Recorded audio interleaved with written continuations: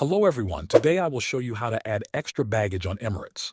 First, open your web browser and go to the official Emirates website.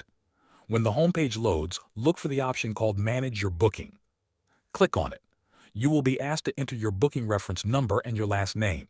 Once your flight details appear on the screen, scroll through the options available for your booking.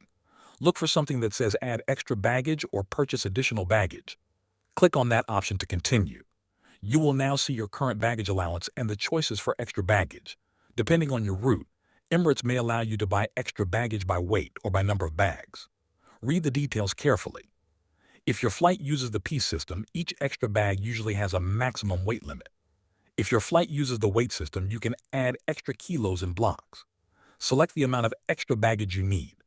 After making your selection, continue to the payment page. Enter your card details and complete the payment process.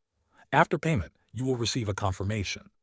Your extra baggage will be added to your booking automatically. If you are unable to add extra baggage online, you can still do it at the airport during check-in. Keep in mind that airport fees are usually higher. Thanks for watching.